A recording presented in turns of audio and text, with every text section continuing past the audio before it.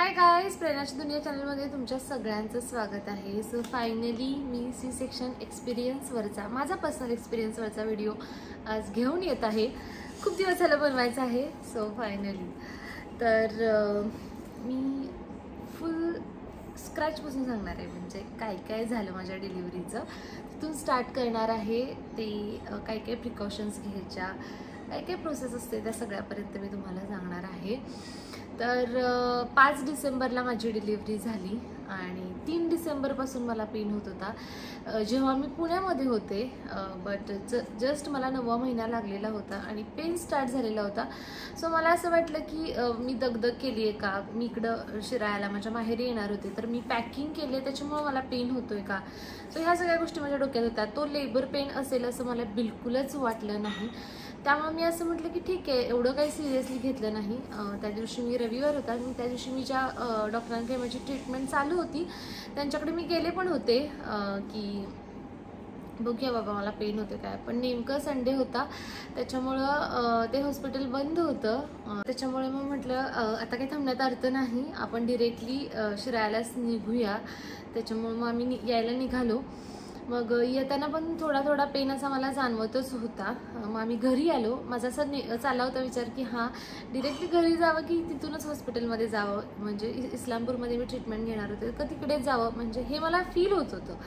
But म्हटलं नको, अगोदर आपण घरी जाऊया। सो आम्ही घरी आलो। तो दिवस गेला। त्याच्यानंतर दुसऱ्या दिवशी सकाळीच मी हॉस्पिटलमध्ये गेले। मी डॉक्टरांना सांगितलं आणि मला नेमका जे आपलं ओटीपोट असतं तर तिथेच तो पेन होत होता। मग डॉक्टरांकडे आम्ही गेलो आणि डॉक्टरांना असं आणि फर्स्ट टाइम मी त्या डॉक्टरांकडे गेलेले होते। सो त्यांनी आधी काय केलं, माझी 9व्या महिन्याची सोनोग्राफी केली जी माझी इथे करायची होती। बाकीची माझी ब्लड टेस्ट वगैरे घेतली, त्यांनी युरिन टेस्ट वगैरे घेतली, बाकी सगळं व्यवस्थित आहे ना ते चेक केलं आणि त्यांना असं वाटलं नाही की हा लेबर पेन असेल। सो कारण सोनोग्राफीमध्ये त्यांना सगळं व्यवस्थित वाटत होतं, असं वाटत नव्हतं की हा तुमचं पिशवीचं तोंड ओपन झालेलं आहे किंवा लेबर पेन आहे असं सोनोग्राफीमध्ये दिसत नव्हतं। सो ते बोलले की ठीक आहे, तुम्हाला मी गोळ्या देतो त्या तुम्ही घ्या, तुमचा पेन कमी होऊन जाईल, काही टेन्शनची गरज नाही आहे, सोनोग्राफीमध्ये सगळं ओके आहे, पाणी वगैरे फ्लुइड जे होतं ते सगळं ओके होतं, बाळाची ग्रोथ ओके होती, हार्टबीट्स ओके होते। सो मग त्या दिवशी आम्ही घरी आलो। मला पेन कंटिन्यू चालूच होता। गोळ्या घेतल्या मी त्या दिवशी, गोळ्या घेतल्या, काही पेन कमी नाही आला।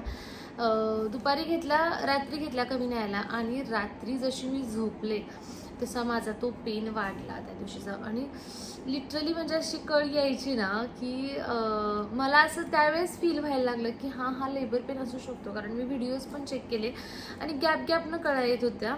म्हटलं हा नॉर्मल पेन नाहीच आहे। मग रात्रभर मी कसं तरी काढली। प्रभाकर माझ्यासोबत होता त्या दिवशी आणि मग मी जसं पहाट व्हायला लागली तसा तो जो कळांमधला गॅप होता तो कमी व्हायला लागला। असं म्हणतात की तुमची डिलिव्हरी जशी जशी जवळ यायला लागते तसा तो कळांमधला गॅप कमी व्हायला लागतो। सो मग मला फुल गॅरंटी झाली की हा लेबर पेनच आहे। मग मी सकाळी 7 वाजता डॉक्टरांना कॉल केला की मला पेन होतोय आणि आता मला सहनच होत नाही आहे। तर डॉक्टरांनी मला परत एक गोळी दिली, ती बोलले की ही गोळी तुम्ही घेऊन बघा, जर नाही कमी आलं तर हॉस्पिटलमध्ये घ्या। सो मग मी ती गोळी घेतली डॉक्टरांनी सजेस्ट केल्याप्रमाणे आणि तरी पण कमी नाही आला। सो फायनली आम्ही गेलो। मला असं वाटलं की तिथे गेल्यानंतर डॉक्टर सांगतील की हा तुझ्या डिलिव्हरी, कारण जस्ट मला 9वा महिना लागून 5च दिवस झालेले होते। सो मला असं वाटलं की डॉक्टर म्हणतील की तू म्हणजे बेड रेस्ट घे किंवा काही कामं नको करू, हालचाल नको करू, काही इंजेक्शन देऊन डिलिव्हरी थांबवतील असं माझ्या डोक्यामध्ये होतं। सो डिलिव्हरी होईल या दृष्टिकोनातून आम्ही गेलोच नाही। मग गेलो, डॉक्टरांना दाखवलं तर डॉक्टरांनी चेक केलं। तर त्यांनी चेक केलं की पिशवीचं तोंड ओपन झालेलं आहे आणि आता माझी फायनली डिलिव्हरी त्याच दिवशी करावी लागेल। आम्ही काहीच प्रिपरेशनने गेलेलो नव्हतो। इतका आमचा म्हणजे शॉक बसल्यासारखं आम्हाला झालं की कसं काय, बट ठीक आहे। मी मेंटली तशी प्रिपेअरच होते बिकॉज 2 दिवस झालं मला पेन होत होता। सो मला एवढं काही नाही वाटलं, बट बाकीच्यांना, प्रभाकरला, मम्मीला, डॅडीला, त्यांना थोडंसं शॉक बसल्यासारखं झालं। आणि चांगली गोष्ट ही होती की मी 8व्या महिन्यामध्येच जे डिलिव्हरी झाल्यानंतरचं जे काही सामान असतं तर त्या सगळ्या गोष्टी मी मागवून ठेवलेल्या होत्या, त्यामुळं मला त्या गोष्टीचं टेन्शन नव्हतं की आता काय करायचं। ते सगळं घरी होतं, फक्त घरून आणायचं होतं। सो मी पण तुम्हाला सजेस्ट करेल की खूप लोक म्हणतात की बाळ झाल्यावरच सगळं घ्यायचं, आधी काही घ्यायचं नाही, 9व्या महिन्यातच घ्यायचं. बट मी तुम्हाला सांगेन की वेळ कधीही सांगून येत नाही, कधीही कुठल्या गोष्टी होऊ शकतात. सो 8व्या महिन्यामध्ये 9वा महिना लागला तर तुमची डिलिव्हरी कधीही होऊ शकते. सो तुम्ही 8व्या महिन्यामध्येच तुम्हाला जे जे सामान लागणार आहे ते तुम्ही सगळं मागवून ठेवा. जी तुमची हॉस्पिटल बॅग आहे ती तुमची रेडी करून ठेवा. माझी हॉस्पिटल बॅगमधलं सामान सगळं रेडी होतं, फक्त ते भरायचं होतं. मग मम्मी डॅडी घरी आले, मी आणि प्रभाकर हॉस्पिटलमध्ये थांबलो आणि ते सगळं सामान वगैरे घेऊन नंतर आले आणि आम्ही गेलेलो अराऊंड 12 वाजता वगैरे. आणि तर जेव्हा डॉक्टरांनी माझं चेक केलं की डिलिव्हरी आज करायची आहे, तेव्हा डॉक्टरांनी मला हे सांगितलं की तुझं 30% पिशवीचं तोंड ओपन झालेलं आहे आणि तुझी डिलिव्हरी पूर्णपणे नॉर्मल होण्याची शक्यता आहे. सो चॉईस तुझी आहे की तुला कशा टाईपची डिलिव्हरी करायची आहे, नॉर्मल करायची आहे की सी सेक्शन करायची आहे. बट माझं असं तोपर्यंत झालेलं की 2 दिवस मी पेन सहन करत होते. मला माझी कपॅसिटी समजली होती की मी कितीपर्यंत माझा पेन सहन करू शकत होते. सो मी डॉक्टरांना सांगितलं की तुम्ही सी सेक्शनसाठी जावा, मला पेन सहन होणार नाही, मला माझी कपॅसिटी कळालेली आहे. सो जेव्हा डॉक्टर बोलले की आज डिलिव्हरी करायची आहे, त्यानंतर विदिन 5 मिनिट्समध्ये माझा मी डिसिजन सांगितलेला होता. हे खूप लोकांना नवल वाटतं की हे सी सेक्शनचं रिझन कसं असू शकतं. बट येस, तुम्ही जर मेंटली प्रिपेअर नाही आहात, तुमची फिजिकल कपॅसिटी तुम्हाला समजलेली आहे, तर डिसिजन तुम्हाला घ्यायचं आहे. लास्ट खूप काय करतात, खूप आजूबाजूचे लोक, फॅमिलीमधले लोक तुम्हाला प्रेशराईज करतात की नाही नॉर्मल डिलिव्हरी होईल, नॉर्मल डिलिव्हरी होईल. आणि तुम्ही म्हणजे तुमची कपॅसिटी नसते, तुम्ही सहन करत असता पण ॲट द एंडला जाऊन तुम्ही सुद्धा हताश होता आणि मग तुम्ही म्हणता की नाही मला नॉर्मल डिलिव्हरी होऊ शकत नाही. तुम्ही सी सेक्शनसाठी जावा आणि मग तो जो पेन तुम्ही 6 तास 7 तास, कोण 10 तास 12 तास असं लेबर पेन सहन करतं आणि मग ॲट द एंड जाऊन सी सेक्शन करतं, त्याच्यापेक्षा मला माझं समजलेलं होतं. सो मी डिसिजन पटकन घेतला. त्याच्यामुळं मी फ्री माइंडमध्ये होते की माझी डिलिव्हरी सी सेक्शनने करा. आणि मी बिलकुल, तुम्ही माझे व्हिडिओ जरी बघाल, मी बिलकुल नर्वस नव्हते, मी रडत नव्हते, मी खूप प्रिपेअर्ड होते, हसत हसत डिलिव्हरीसाठी गेलेले होते आणि हसत हसत बाहेर आलेले होते. त्याच्यामुळं माझा वैयक्तिक डिसिजन होता. जेव्हा डॉक्टरांनी येऊन बाहेर सांगितलं की ती सी सेक्शन म्हणत आहे, तेव्हा मला फॅमिलीमधल्यांनी पण जास्त अपोज केला नाही. त्यांनी मला त्यावेळेस पण समजून घेतलं. सो तुम्हाला पण मी ॲडवाईस करेल की तुम्ही स्वतः प्रिपेअर असाल तर फॅमिली मेंबरनी त्यांना सपोर्ट करा. कारण की जी डिलिव्हरी करणार असते, मान्य आहे की सी सेक्शनचे आणि नॉर्मल डिलिव्हरीचे वेगळे फायदे तोटे आहेत, बट त्या मुमेंटला जी ती फेस करणार आहे तिला डिसिजन घेऊ द्या. ॲट द एंड तिचा डिसिजन राहू द्या. सो येस, ते मी तिथे डिसाईड केलं की माझी सी सेक्शन डिलिव्हरी करायची आहे. त्यानंतर डॉक्टरांनी मला एक इंजेक्शन दिलं. डॉक्टर बोलले की बाळ प्रीमॅच्युअर आहे, तशी तुमची डिलिव्हरी 37 आठवड्यानंतर व्हायला पाहिजे. बट माझी जस्ट 35 आठवडे संपणार होते आणि 36वा आठवडा लागणार होता आणि माझी डिलिव्हरी होत होती. तर ते बोलले की बाळाची फुफ्फुसाची कपॅसिटी तेवढी डेव्हलप झालेली नसेल, त्याच्यामुळे त्याची श्वासोच्छ्वास घेण्याची कपॅसिटी माहिती नाही केवढी असेल. त्याला नंतर बाहेर आल्यानंतर NICUमध्ये ठेवण्याच्या ऐवजी आपण तुला एक इंजेक्शन देऊया, एक 3 ते 4 तास तुला वेट करावा लागेल, पण त्या इंजेक्शनानंतर बाळाची जी फुफ्फुसाची कपॅसिटी आहे ती वाढेल, एक्सपांड होईल. सो मग मला त्यांनी एक इंजेक्शन दिलं. त्याच्यामुळे मी 12 वाजता जरी डिलिव्हरीसाठी गेलेले असेल तरी माझी डिलिव्हरी ते संध्याकाळी करणार होते, कारण तेच मला इंजेक्शन दिलेलं होतं.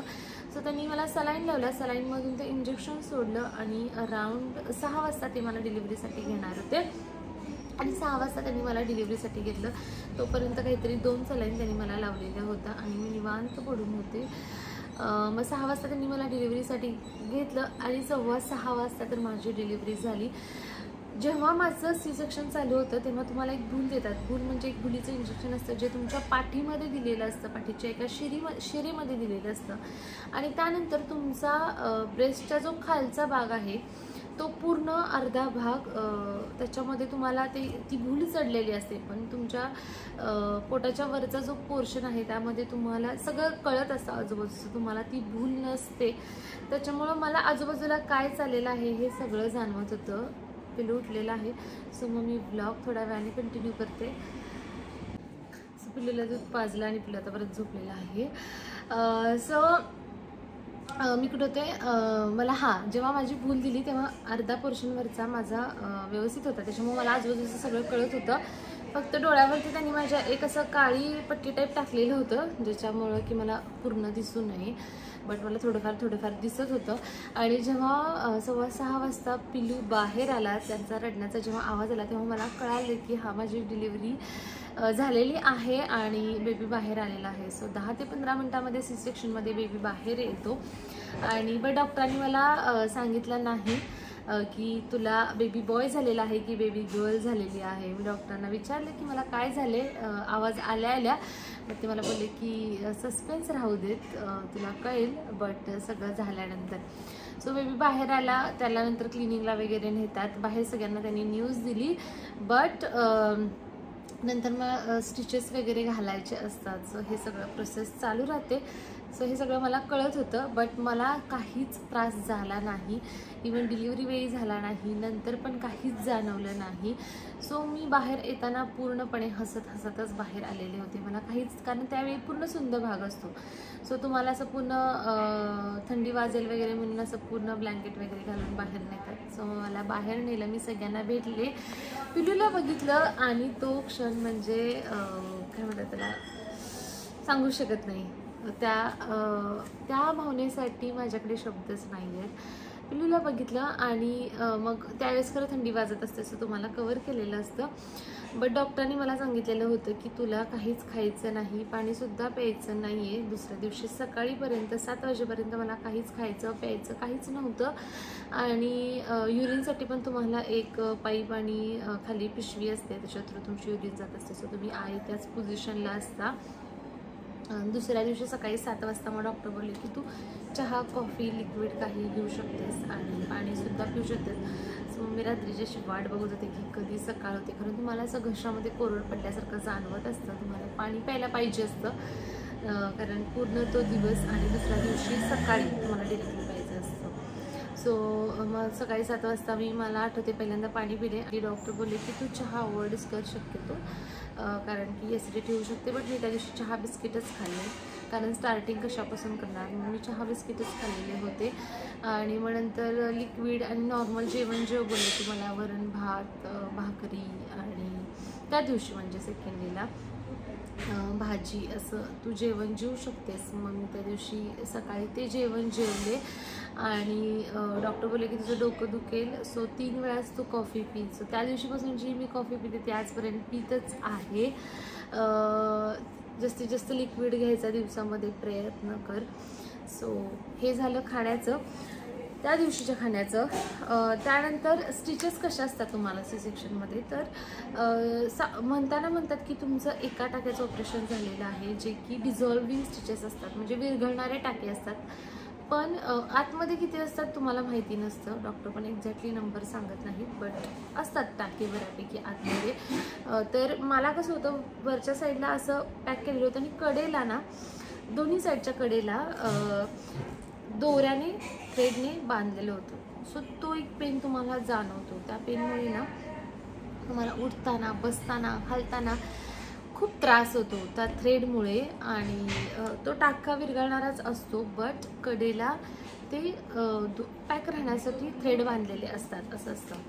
सो सी सेक्शनचं म्हणाल तर पहिले 5 दिवस तुम्हाला खूप पेन जाणवतो. तुम्ही स्वतः उठू शकत नाही, बसू शकत नाही, चालू शकत नाही. पेन म्हणजे विदाऊट पेन चालू शकत नाही, असं असतं ते. तर पहिले तर फर्स्ट डे तर मी झोपून होते, दुसरा पण दिवस मी झोपून होते, दुसरा दिवस पण मी झोपून होते. आणि तिसऱ्या दिवशी सकाळी मला हे केलं, तिसऱ्या दिवशी सकाळी मला बँडेज त्याच्यावरचं करण्यासाठी बोलवलं, जेणेकरून मी आंघोळ करू शकते. सेकंड डेला पण माझी आंघोळ होती.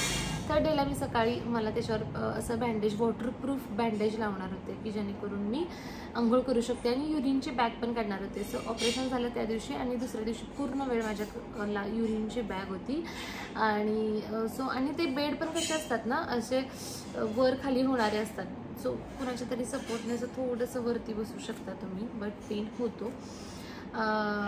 तुम्ही मेंटली खूप जास्त स्ट्रॉंग पाहिजे, तरच तुम्ही ते सहन करू शकता आणि विदाऊट सपोर्ट उठण्याचा, बसण्याचा प्रयत्न करू शकता. सो फर्स्ट डे झाला, सेकंड डे झाला, मी त्याच कपड्यांवर होते फर्स्ट डे सेकंड डे. काही काही हॉस्पिटल्समध्ये गाऊनसुद्धा देतात त्याच गाऊनवर. सो 3rd डेला सकाळी 7 वाजता मग मला डॉक्टरांकडे गेले. मी खाली उठले. पहिला तर त्यांनी युरिनची बॅग काढली. कोणाच्या तरी सपोर्टने मी उठले, ड्रेस चेंज केला मेन म्हणजे, आणि त्याच्यानंतर मग मी डॉक्टरांकडे गेले. सपोर्टने थोडासा उठताना त्रास होतो तुमचं, तुम्ही उठायचं असतं, तुम्हाला वॉशरूमला जाताना थोडासा त्रास होतो. तो पिरियड थोडासा पेनफुल आहे, बट तुम्ही मेंटली स्ट्रॉंग राहा, ती वेळ पण निघून जाते. मला माहिती आहे खूप लोकांचा तिथे ब्रेकडाऊन होत असेल, बट तुम्ही स्वतःवर कंट्रोल घेऊन मेंटली स्ट्रॉंग राहून तुम्ही ती वेळ निभावून घेऊ शकता. सो बँडेड करण्यासाठी मी तिथून स्वतः चालत खालीपर्यंत गेले. पेन होतच होता. वॉटरप्रूफ बँडेड लावला आणि त्याच्यानंतर मग मी त्या दिवसापासून आंघोळ करायला स्टार्ट केली. ते वॉटरप्रूफ जे तुमचं बँडेड आहे ते 10व्या दिवशी काढतात, आणि 10व्या दिवशी जे बाजूला थ्रेड असतात ना ते सुद्धा कट केले जातात. तो जो थ्रेड बाजूला असतो ना त्याच्यामुळे तुम्हाला पेन होतो. लिटरली एका साईडवरून दुसऱ्या साईडला होताना सुद्धा भयानक पेन होतो. बट येस, तुम्हाला जे सांगितलं तेच, मेंटली स्ट्रॉंग राहा. 10 दिवस तर तुम्हाला पेन जास्त जाणवतो. ज्या दिवशी तो थ्रेड कट केला जातो ना त्या दिवशी तो तुम्हाला थोडंसं रिलीफ वाटतं ते बँडेड काढल्यानंतर पण. आणि टाके तर काही विरघळणारेच असतात. सो टाक्यांचं असं काही नाही. टाक्यांना एक 40 दिवस लागतात की तुम्हाला त्याच्यावरचा जो लसलसपणा आहे, जो त्रास आहे तो कमी होण्यासाठी. पेन गेलेला असतो पण एक टाक्यांचे एक लसलसपणा असतो, जे म्हणतात ना एक थोडंसं दुखते असं वाटणारा तो पेन असतो. आणि तुम्ही जर जास्त वेळ बसलेला आहात, त्याच्यावर ताण देत आहात पोटावर, तर मग तो पेन वाढू शकतो. सो जास्तीत जास्त त्या पिरियडमध्ये तुम्हाला सजेस्ट करतात की तुम्ही आडवे पडा, रेस्ट घ्या, पोटावर ताण येईल अशा गोष्टी करू नका. सो येस, फर्स्ट डे झाला. 10th डेला ते थ्रेड कट केले. सो हे होतं थ्रेड रिलेटेड. त्याच्यानंतर खाण्याबद्दल मला डॉक्टरांनी सांगितलेलं होतं की सेकंड डेला सांगितलेलं होतं की स्टार्टिंग तर तू अशी कर, बट तू सगळं खाऊ शकते.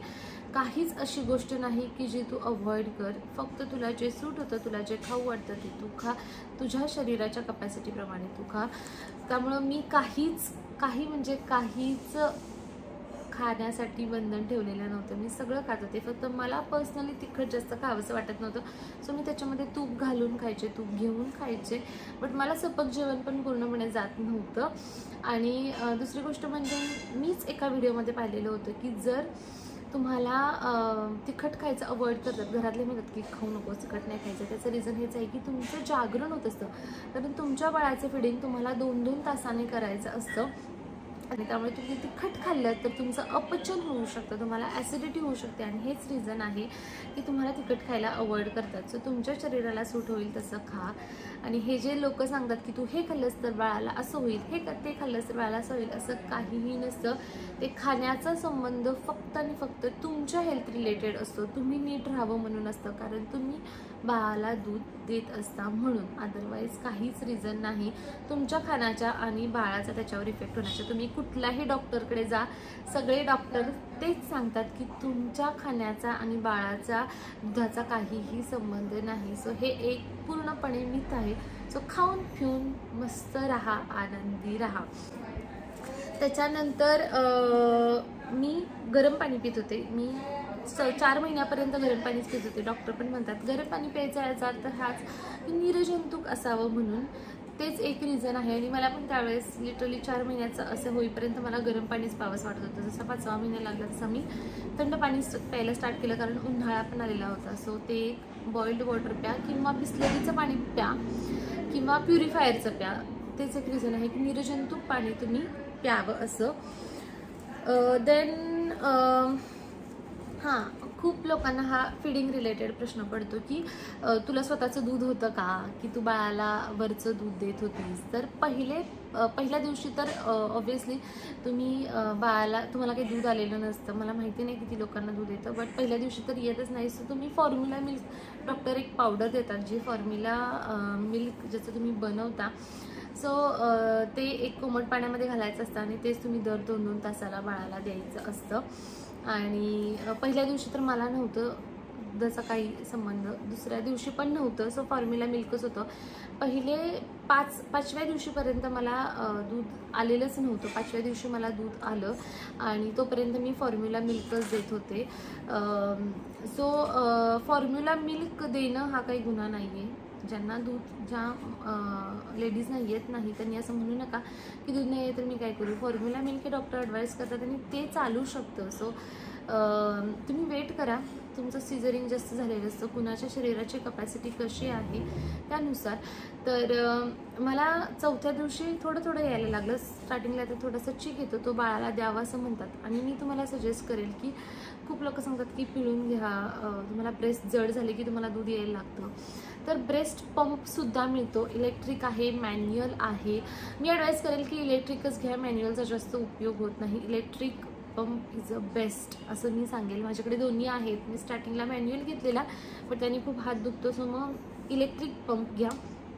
मी खूप डिटेलमध्ये सांगत आहे बिकॉज मला माहिती आहे माझ्यासारखं कोणीतरी असेल की ज्यांना नॉलेज नसेल त्यांना हा व्हिडिओ खूप युजफुल राहील. तर 5व्या दिवशी 4थ्या दिवशी थोडंसं जड झालं, 5व्या दिवशी आलं. तर मग पहिला तर मी पंपनेच काढलं, कारण की खूप फ्लो नसतो, ते रिकामं व्हायला लागते तुमची ब्रेस्ट, तरच तो फ्लो व्यवस्थित यायला लागतो. सो मी पंपने काढलं आणि पंपनं काढायचे आणि मग मी माझ्या बेबीला द्यायचे.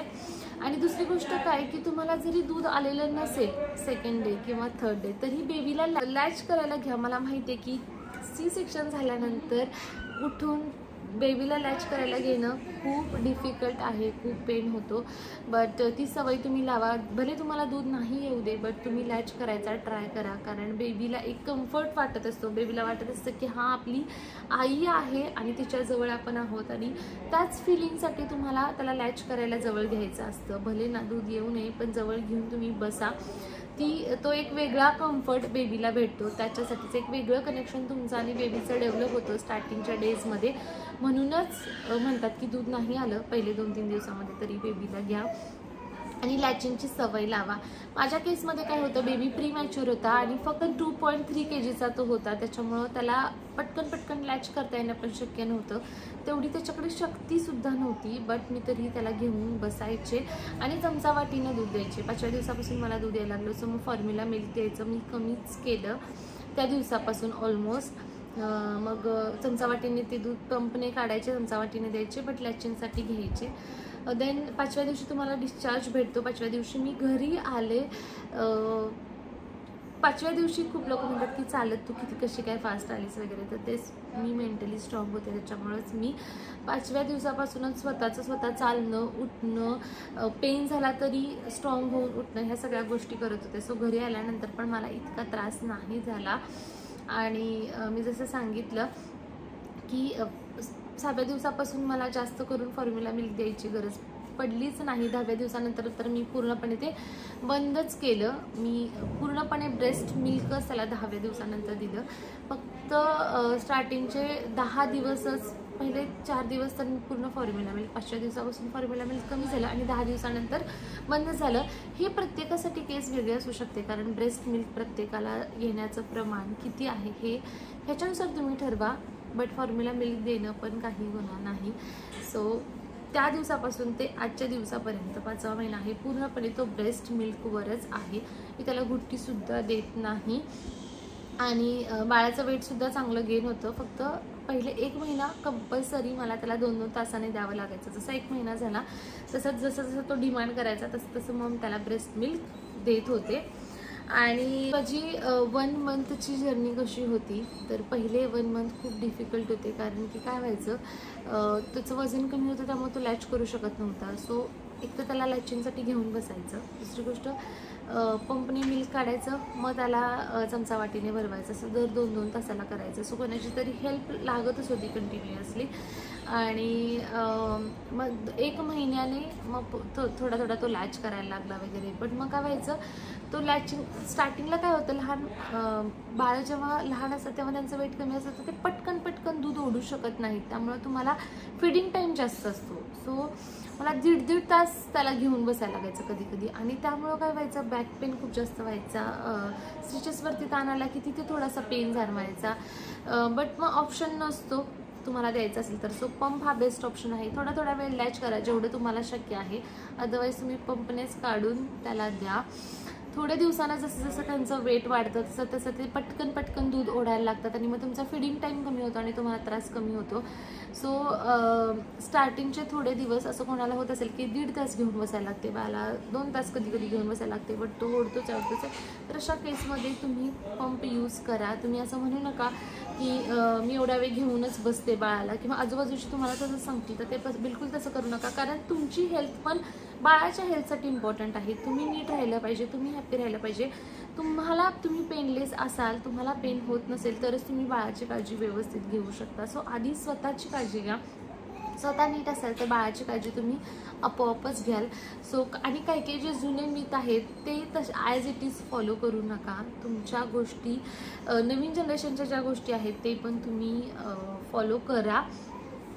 आणि मला अजून एक ही गोष्ट माहिती नव्हती की जर तुमचं बेबी कधी कधी दूध पूर्णपणे पित नाही आहे, तुम्हाला दूध आहे, तर तुमची छाती जर जड होत आहे तर ती तुम्ही ब्रेस्ट रिकामं करून टाका. दूध म्हणजे ब्रेस्टमधनं दूध काढून टाका. अदरवाईज ते दूध घट्ट सेमी सॉलिडला होऊन तुम्हाला भयानक त्रास होऊ शकतो. हा माझा पर्सनल एक्सपिरियन्स आहे. तुम्हाला कणकण येऊ शकते, त्या दुधाच्या गाठी होऊ शकतात. सो कधी तुमच्या बाळाने दूध पिलेलं नाही तर तुमची ब्रेस्ट रिकामी करा. आणि हे फक्त स्टार्टिंगचे थोडे दिवसच.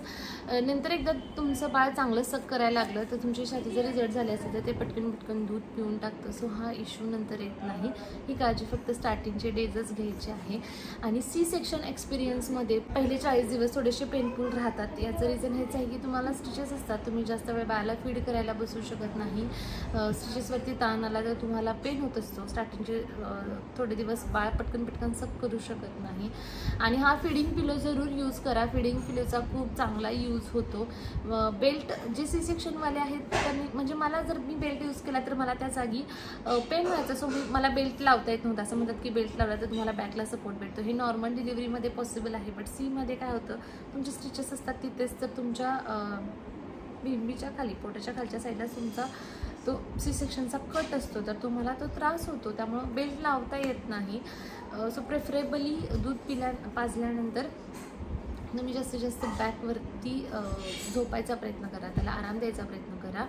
आणि मला डॉक्टरांनी जेव्हा मी 10व्या दिवशीच गेलेले त्या दिवशीच मला एक्सरसाइजेस दिलेल्या होत्या, 2 एक्सरसाइजेस की त्या तू कर, आणि त्यामुळे तुमचं जे सी सेक्शनचं पोट जे लटकणार आहे पुढं ते तुमचं नंतर लटकणार नाही. आणि हे पहिल्या 2 महिन्यामध्येच तू कर, म्हणजे तुला जास्त ते लूज होऊन खाली येणार नाही. सो मी त्या एक्सरसाइजेस पण करत होते. आणि मी पर्सनली म्हणाल तर मी फुल ॲक्टिव्ह होते. जशी मी 6व्या दिवशी घरी आले त्या दिवसापासून मी फुल ॲक्टिव्ह होते. मी जास्त रेस्ट घेतली नाही, पण तो माझा स्वभाव आहे. मला ते काय म्हणतात मॅनेज होतं, बट हे प्रत्येकाच्या बाबतीत वेगळं असू शकतं. कुणाला रेस्टची जास्त गरज असू शकते, कुणाला रेस्ट घेतल्यावर मे बी जास्त चांगलं वाटू शकतं. सो माझं असं होतं की मी फुल व्लॉगिंग वगैरे करत होते, इकडून तिकडून फिरत होते. असं माझ्याकडे पाहिलं तर वाटत होतं की हा ही सी सेक्शन डिलिव्हरी झालेली एक आहे कुणीतरी. सो इतकी निवांत मी होते, बट मी जसं सांगितलं हे प्रत्येकासाठी वेगळं असू शकतं. आणि दुसरी गोष्ट म्हणजे मी मेंटली तेवढी स्ट्रॉंग होते, त्याच्यामुळं कदाचित असेल की मी एवढी नॉर्मल होते. अजून काही क्वेश्चन्स असतील तर सांगा, मला जेवढं शक्य आहे तेवढं मी सांगण्याचा प्रयत्न करत आहे. त्याच्यानंतर जेव्हा तुम्ही हॉस्पिटलमध्ये असता, जेव्हा तुम्हाला बेबी झालेलं असतं तेव्हा लगेचच डॉक्टर चेक करतात की बाळाला जॉन्डिस झालेली आहे का, कावीळ झालेली आहे का. कारण की जन्मताच प्रत्येक बाळाला कावीळ असते असं म्हणतात. फक्त त्या काविळीचं प्रमाण किती आहे त्यानुसार त्याची ट्रीटमेंट घेतली जाते. जर 12 पॉईंटच्या आतमध्ये आहे तर मग काहीच धोका नसतो, एकदम नॉर्मल कावीळ आहे. 12 ते 18च्या दरम्यान जर बाळाची कावीळ असेल, म्हणजे ते पॉईंट तेवढे असतील, तर फोटोथेरपी म्हणून एक मशीन आहे, त्या मशीनमध्ये बाळाला ठेवलं जातं. काही हॉस्पिटलमध्ये असतं, काही हॉस्पिटलमध्ये नसतं. मी जिथे होते त्या हॉस्पिटलमध्ये ते मशीन होतं. हे अर्जुनला 12च्या म्हणजे 11.87 होती. सो प्रिकॉशन म्हणून ठेवलेलं होतं, तशी त्याला गरज नव्हती, बट 1 ते 1.5 दिवस त्याला ठेवलेलं होतं. 12 ते 18मध्ये असेल तर फोटोथेरपी मशीनमध्ये, 18च्या वरती गेलं तर ते जास्त सिरियस असतं आणि मग त्याला NICU मध्ये ठेवायला लागतं. सो तुम्ही टेन्शन बिलकुल घेऊ नका, माझ्या बाळाला काही झाली, माझ्या बाळाला जॉन्डिस झालं, तर हे प्रत्येक बाळाला जन्मतः असतं. तर प्रत्येक बाळाचं प्रमाण हे वेगळं असू शकतं. आणि त्यामुळे पॅरेंट्सनी पॅनिक होऊ नका. खूप पॅरेंट्स पॅनिक होऊ शकतात की माझ्या बाळाला जॉन्डिस झाली आहे असं म्हणून. डॉक्टर प्रत्येक समजून एवढं सांगतीलच असं नाही. आणि कोवळ्या उन्हामध्ये ठेवायचं. लिटरली तुमचा बेबी आज पाऊस झाला आहे ना, उद्या दुसऱ्या दिवशीपासून तुम्ही त्याला कोवळ्या उन्हामध्ये ठेवू शकता. जेवढं त्याला कोवळं ऊन देईल तेवढी त्याची कावीळचं प्रमाण कमी होत जातं. आणि घरी आल्यानंतर पण 1-1.5 महिना त्याला कंटिन्युअसली रोज सकाळचं कोवळं ऊन असतं 8 ते 9च्या दरम्यान त्याला ठेवायचंच. ते लहान बाळासाठी व्हिटॅमिन D3 तर त्याला भेटतंच, प्लस कावीळीसाठी पण त्याची खूप हेल्प होते. सो थोडंसं पिवळसर त्याची बोटं दिसणं, त्याचं चेहऱ्यावरती पिवळसरपणा येणं हे नॉर्मल आहे. सो तुम्ही पॅनिक होऊ नका. आणि डॉक्टर जर तुम्हाला म्हणतायत की फोटोथेरपी मशीनमध्ये ठेवा, आणि ते फोटोथेरपी मशीन एक अशी गोष्ट आहे की ज्यामध्ये बाळ ठेवल्यानंतर त्याला एकतर पूर्ण ओपन करून ठेवावं लागतं, एक पण कपडे चालत नाहीत. तर काही बाळं खूप प्रचंड त्रास देतात, रडतात. ज्या त्या बाळावर डिपेंड आहे, कारण की तुम्ही उघडे असता आणि वरून आणि खालून ते रेज असतात त्या मशीनचे, त्याच्यामुळं तो एक त्रास होऊ शकतो. बट प्रिकॉशन म्हणून डॉक्टर सांगतात ते तुम्ही करा, कारण की पुढे जाऊन जास्त वाढण्यापेक्षा कधीही प्रिकॉशन घेतलेली चांगली. आणि हां, आफ्टर डिलिव्हरी किंवा जेव्हा पण तुम्ही ब्रेस्ट फीडिंग करत आहात तर जास्तीत जास्त पाणी प्या. जेवढं पाणी प्याल तेवढं चांगलं आहे. जोपर्यंत तुम्ही ब्रेस्ट फीडिंग करताय त्या मोमेंटपर्यंत असंही पाणी पिलेलं चांगलं असतं, पण तुम्ही ब्रेस्ट फीडिंग करताय, आत्ता बाळाला फीड केलं 1 ग्लास पाणी प्यायचं. अगोदर 1 ग्लास प्या, नंतर 1 ग्लास प्या. तुम्हाला जर कोणी सांगत असेल तर पाणी प्यायचं नाही, पाणी कमी पी, तर बिलकुल ऐकू नका. भरपूर पाणी प्या आणि ज्या वेळी फीड करेल त्या वेळेस लक्षात ठेवून पाणी प्या. हेल्दी खा. जेवढं तुम्ही जास्त हेल्दी खाल, चांगलं खाल, तेवढं तुमच्यासाठी आणि बाळासाठी चांगलं आहे. सो असा सगळा होता माझा C-सेक्शन एक्सपिरियन्स. आय होप तुम्हाला हा हेल्पफुल राहील. जेवढं मला डिटेलमध्ये सांगणं शक्य होतं तेवढं मी सांगितलेलं आहे. त्यातूनही जरी काही राहिलं असेल आणि तुम्हाला काही क्वेश्चन्स असतील तर मला कमेंट बॉक्समध्ये कळवा. सो मी तुम्हाला त्या सगळ्या क्वेश्चन्सचे आन्सर देईन. Thank you so much guys. ह्या ब्लॉगला जास्तीत जास्त शेअर करा, कमेंट करायला आणि ब्लॉगला लाईक करायला विसरू नका. Thank you for the watching guys. Bye bye.